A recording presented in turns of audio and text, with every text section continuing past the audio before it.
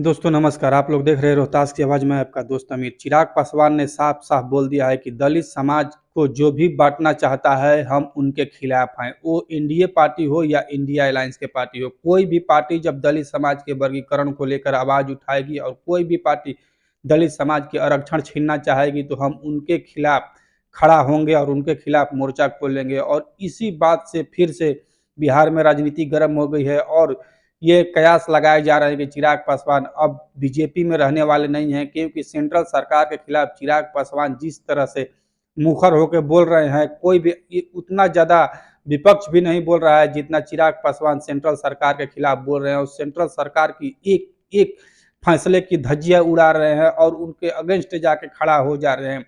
तो चिराग पासवान को ये तो बात समझ में अब आ गया है कि हमारा जो वोट बैंक है वो दलित समाज के से वोट बैंक है, पासवान समाज से वोट बैंक है और जो चौकीदार समाज सड़क पर बैठे हैं वो हमारा वोट बैंक है। हमारा वोट बैंक फॉरवर्ड नहीं है, हमारा वोट बैंक सवर्ण जाति के लोग नहीं है।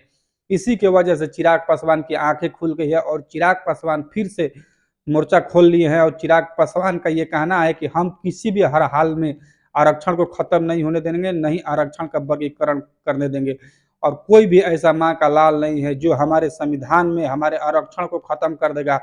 हमारे रहते हुए तो ये कभी हम होने नहीं देंगे और किसी भी हद तक हम जाने के लिए तैयार हैं, लेकिन दलित समाज को आरक्षण को हम खत्म नहीं होने देंगे। सेंट्रल सरकार एक पे एक फैसले सुना रही है और दलित समाज के वर्गीकरण को लेकर भी सेंट्रल सरकार ने फैसला सुनाया। उसके विरुद्ध में चिराग पासवान ने मोर्चा खोल रखा है और चिराग पासवान का कहना है कि किसी भी हर हाल में हम लोग दलित समाज का आरक्षण खत्म नहीं करने देंगे। और चिराग पासवान चौकीदार समाज के लिए भी सड़क पर उतरेंगे और उनको भी न्याय दिलाएंगे, क्योंकि चिराग पासवान सभी जगह जाके थक चुके हैं और किसी के द्वारा उनको न्याय देने का काम नहीं किया गया और चौकीदार पासवान के बारे में सुनने का काम नहीं किया गया। अभी बिहार नीतीश जी का रोहतास में दौरा है, वहां पर भी चौकीदार समाज को मैं बोल रहा हूँ वहां पर इकट्ठा होना चाहिए और वहां पर भी चौकीदार समाज को स्टैंड लेना चाहिए कि नहीं, नीतीश कुमार जगह रोहतास जिले में आ रहे हैं तो जितने भी रोहतास जिले के चौकीदार समाज के लोग हैं उनको इकट्ठा होना चाहिए और वहां पर जाके अपनी हक की लड़ाई को लड़ना चाहिए, अपनी हक को मांगना चाहिए। क्योंकि चिराग पासवान उनकी लड़ाई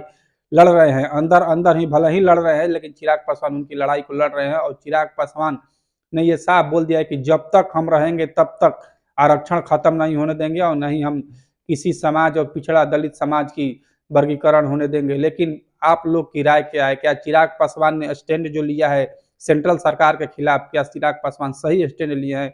क्या ये पहले चिराग पासवान को कर देना चाहिए था? लेकिन चिराग पासवान की देखिए भाई, उनकी अपनी गद्दी तो भी जरूरत है। अगर चिराग पासवान अपने गद्दी पे नहीं रहेंगे तो फिर विपक्ष में रह के क्या कर सकते हैं? चिराग पासवान पर हो हल्ला कर सकते हैं और कुछ नहीं कर सकते हैं, क्योंकि जिस तरह तेजस्वी मजबूर है, अभी विपक्ष में बैठे हुए हैं, वो कुछ नहीं कर पा रहे हैं, उसी प्रकार चिराग पासवान भी विपक्ष में बैठेंगे लेकिन उनसे भी कुछ होने वाला नहीं है। लेकिन आप लोग की राय क्या है? आप लोग कमेंट में कमेंट करके बता सकते हैं।